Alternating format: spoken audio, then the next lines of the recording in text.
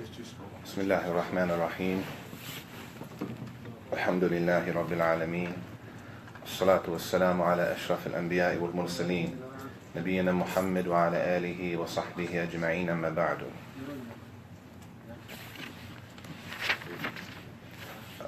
Tonight, inshallah, we start the 12th chapter from Ad-Durus al-Muhimma li'amat al-Ummah, important lessons for every Muslim, by Shaykh bin Baz rahimahullah. In this chapter, he starts with the shurut al-Wudhu. Shurut al-Wudhu. So we already finished the conditions of the salat, the pillars of the salat, the obligatory things in the salat, the sunnah, the things that are sunnah in the salat, and the things that break the salat. So now, this chapter is basically a detailed chapter of one of the conditions of the salat. Min shurut al-salat al-wudu. From the conditions of the salat, before a person stands to pray, is that they have to make wudu. We already discussed the first one, or we already discussed wudu once, mentioned that it's from the salat, but now is mentioned in detail.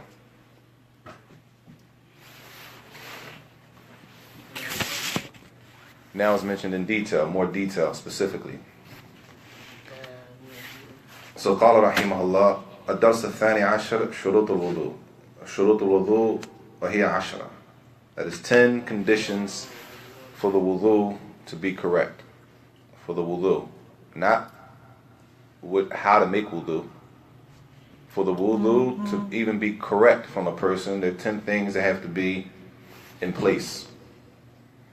So in the sharh, تقدم أن الطهارة شرط لصحة الصلاة. We already know that for a person's salat to be valid, that they have to be in a state of tahara, whether it's wudu they need, or if they need a ghusl, or whatever the case may be, they have to be in a state of tahara, purified.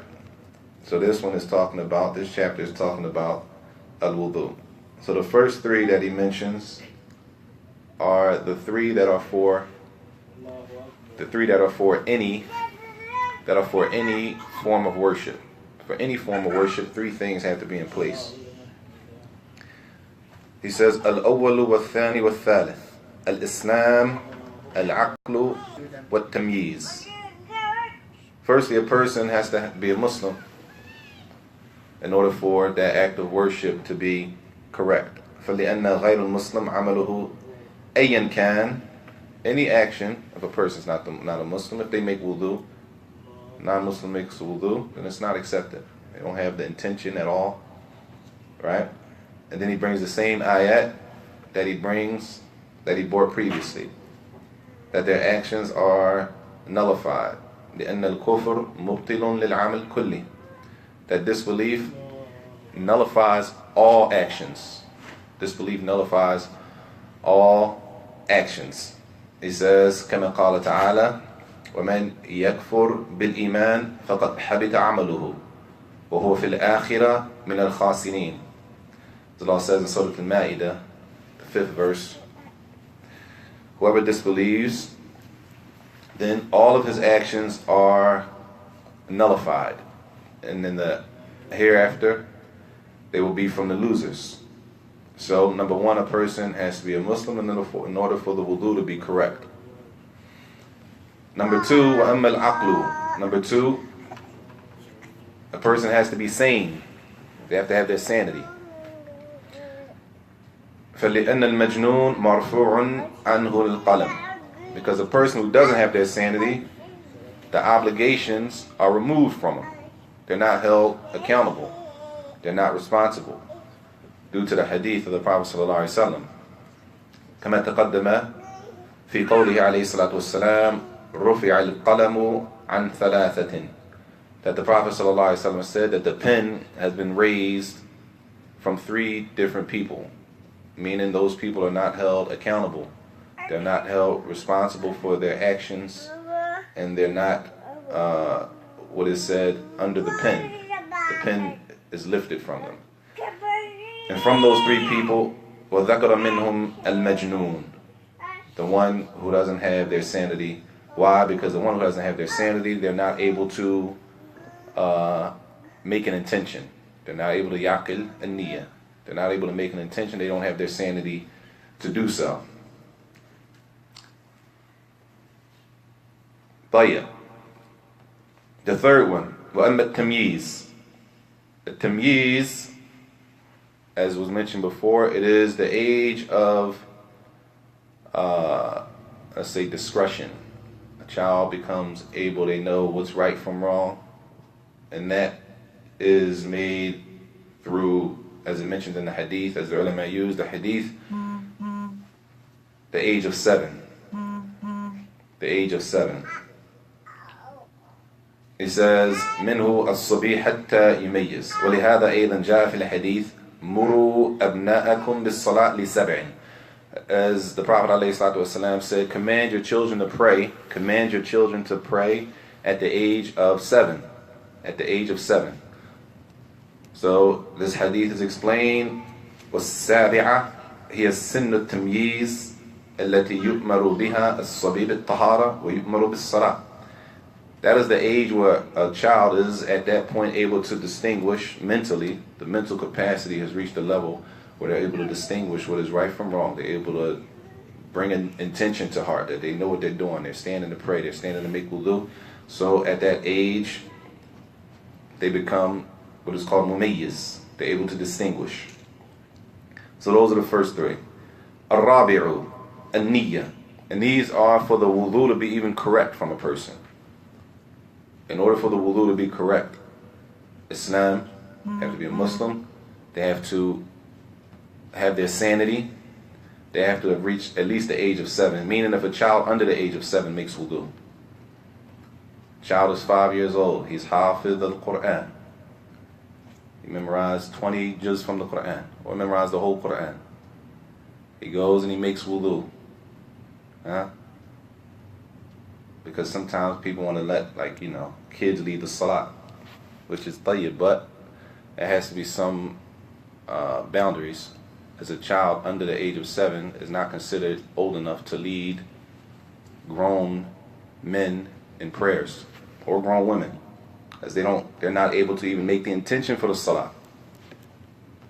As they're under the age of 7, they're not even mumayyiz. Not the issue of being reaching the age of puberty. Puberty is another issue. The issue of being mumayyiz, are they able to even distinguish and even understand that they have to make an intention, what they're intending to do?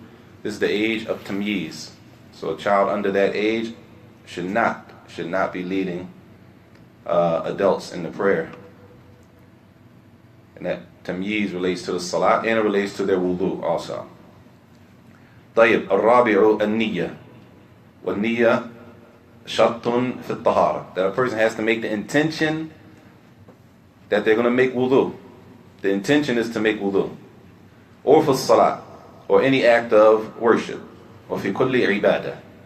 وقد قال عليه الصلاة والسلام, as the Prophet صلى الله عليه وسلم said, إنما الأعمال بالنيات وإنما لكل امرئ ما نوى.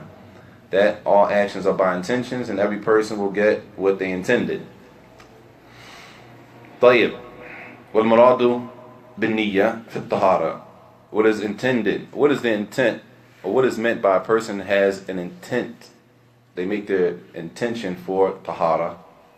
أن يعقد القلب بقلبه أن يعقد بقلبه أنه يباشر هذه الأعمال من أجل طهارته. That when he stands and he turns on the water, or she turns on the water, and he knows that they have to wash these specific body parts. That they're washing these specific body parts with the intention in their heart of being purified for the salah. Because it's possible a person could wash all of the body parts that we wash in wudu, and they're not making wudu, right? Mumkin? Is that possible? A person washes all of the body parts that we wash for wudu, but they're not making wudu. Maybe it's the summertime, maybe they're cooling off. Maybe they were working, doing some type of labor. There's dust on them. They just want to clean the dust off of them. Right? It could be many things. So the intention has to be in the heart that when I wash these body parts, that the point of washing them at this point is for the intention of Al-Tahara, purification for the Salat.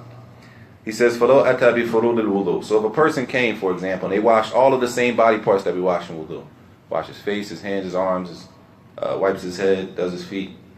He says, وَلَمْ يَنْوِ الطَّهَارَةِ. But when he washed those body parts, he didn't intend to make wudu. He washed the exact same body parts, but the intention wasn't to make wudu. وَإِنَّمَا نَوَى نَظَافَةً نَوَى نَظَافَةَ هَذِهِ الْأَعْضَاءِ. What he intended was to clean. The intention was to clean. Maybe it was something on his arm. It could have been anything. The intention was to clean those body parts. He says, فَلَا يَكُونُ عَمَلُهُ ذَلِكَ طَهَارَةً. At that point, when he washes, that's not tahara. That's not considered making wudu, because his intention was to clean. His intention wasn't to purify himself for the salat or herself.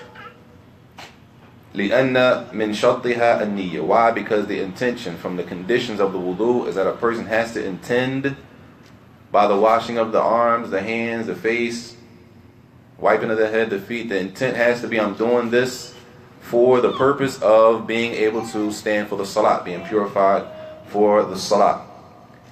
طيب الخامس, the fifth thing, and there's 10 of them. استصحاب حكمها بأن لا ينوي قطعها حتى تتم طهارته.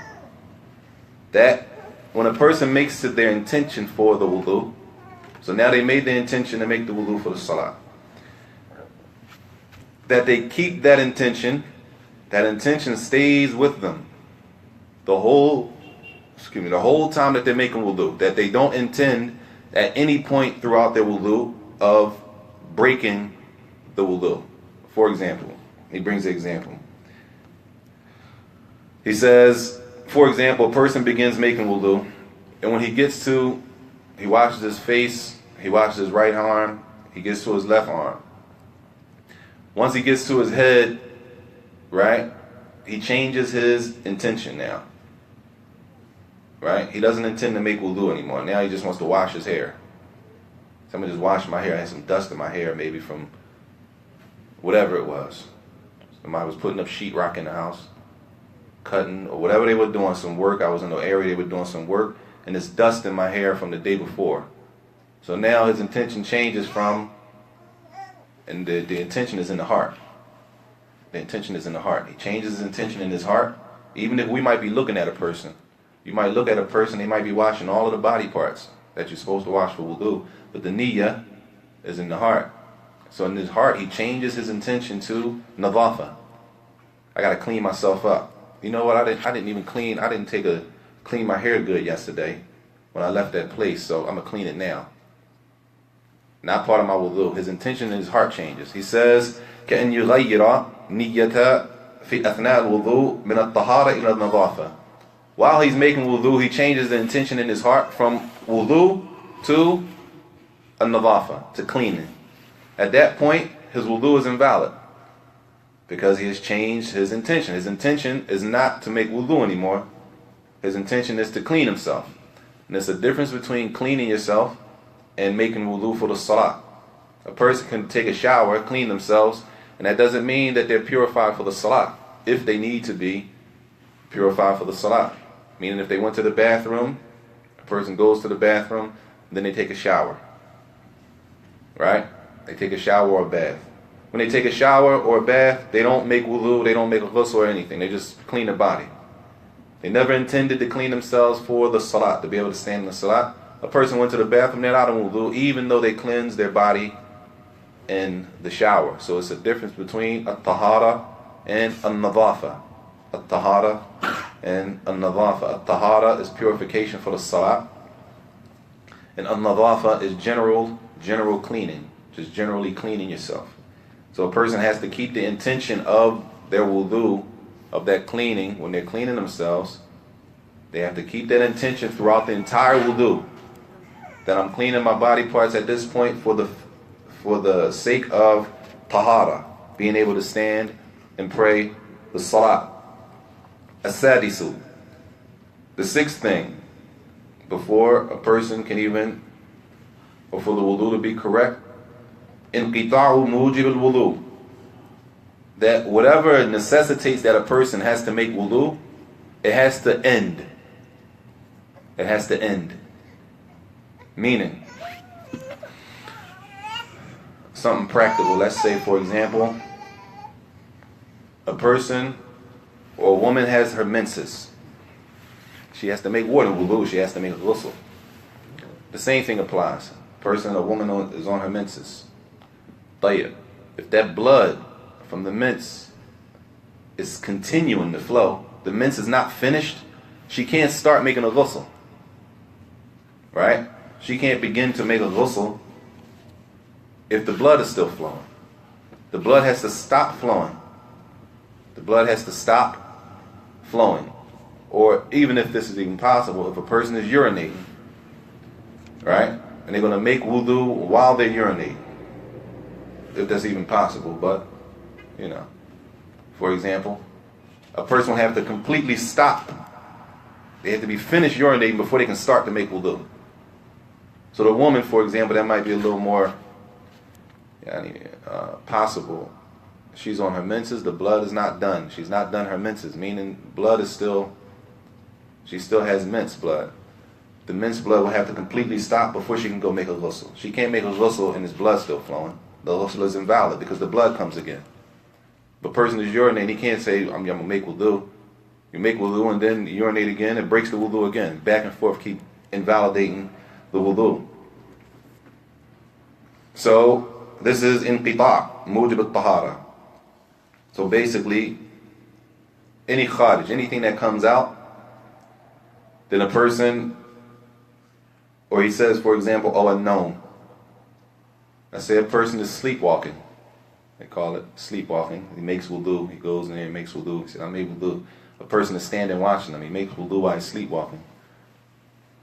Allah, I don't know if that's even possible, but he brings the example here, known. Anything coming out of the private area. A person breaks wind, right? He's making wudu, or she's making wudu. While he or she is making wudu, he breaks wind. That invalidates the wudu. Right? They pass gas while they're making wudu. They're standing at the sink making wudu and they break wind. They got to start over. Invalidated the wudu. So the wudu starts when everything has stopped. If it's mince blood, then she can make a ghusl. The menses is over, she can make a ghusl. If a person is going to the bathroom, they're finished going to the bathroom, they can make a ghusl. So this is number 6. That whatever necessitates a wudu has stopped. Whatever necessitates a wudu has ended. As-sabi'u. Number 7. Istinja'un aw istijmarun qablahu. That a person makes istinja, they clean the private part with water, aw istijmar, or they make istijmar, which is cleaning the private parts with, which could be a stone, or it could be other than stones. We don't really use stones now, but everybody's not living in the conditions we're living in throughout the world. And it's not limited to stones only. Could be tissue. Most of us use tissue. Before the wudu, making istinja, cleaning the body part with water, a person uses the bathroom. Karamkum Allah. When they finish using the bathroom, they want to make wudu. They have to clean themselves either with water or istijmar, which we'll say tissue, before they can make wudu. And this is another condition from the conditions of the salah, which was izalatun najasa, removing impurities before a person can make wudu. Before making wudu, you have to remove the impurities from your body, your clothing, right? The place you're going to pray on. Everything has to be clean from impurities. I mean, if you know a dog is usually in that area and the dog urinates in that area, you don't go pray in that exact area if you know the dog urinates there. If you know. If you don't know, that's a different story. But if you know intentionally that this is where the dog usually sits and he eats and it's where he goes to the bathroom, you don't go pray in that same area because it's najis, it's impure. So you have to find a pure place, number 1. The person has to make tahara for the salat, number 2, and the clothing has to be pure. So all impurities have to be removed, either with water or with istijmar. either istinja or istijmar. Istinja being with water, or istijmar being with stones, or we'll say tissue, the toilet paper. طيب. He says, وَإِنَّمَا يُشْتَرَطُ ذَلِكَ إِذَا وُجِدَ خَارِجٌ مِنَ السَّبِيلَيْنِ. And that, the istinja or istijmar, is if a person needs to make istinja or istijmar. If a person uses the bathroom, everything doesn't necessitate that a person cleans themselves with water. If a person breaks a wind, that doesn't necessitate they have to go make istinja. Right? Depending on the situation. طيب. الثامن, number 8. طهورية ماء وإباحته. That the water that's being used for wudu, the water itself is pure. And that's a whole other issue in itself. Alhamdulillah, most of us we turn on the faucet and the water's fine. We don't really have to seek out really do any research on the water that we're using. Alhamdulillah, but some places, the water comes out brown. Saudi, the water used to come out brown sometimes. You go turn on the water and the water comes out brown, especially if you travel, if you leave it for a month or so, the water comes out brown. Or the issue that they having in Flint, Michigan. The water issue they having out there. Allah musta'an. That the water has to be pure, number 1. Meaning it can't be najis. That's a whole issue of water. And number 2, that the water has to be halal. Halal water. Not halal as water is halal and haram, but meaning the water is permissible to use. It's not stolen. It's not stolen water. He says, for example, وَكَذَلِكَ إِذَا كَانَ مَغْصُوبًا أو مسروقا أو نحو ذلك. He says, for example, that water is not stolen. A person steals a bottle of water, and they go outside and they make wudu with it. Right? This water is not permissible to make wudu with. As it's stolen water, it's not permissible. Not that water is haram. That water in itself, for being stolen, is not permissible to make wudu with it, is what he's saying. Or he says mawsuban, which we say is, he brody somebody, strong-armed them, snatch somebody's water out of their hand. Whatever. A person could be upset. They're arguing, they're upset, snatch somebody's water out of their hand, or, and then they use that same water to make wudu. Then the wudu, he says, فَلَا تَصِحُّ بِهِ الطَّهَارَةِ. That tahara, purification, is not valid using that type of water, either stolen or, we say, strong-armed or brodied. He brodied him for his water, and then he used it to make wudu.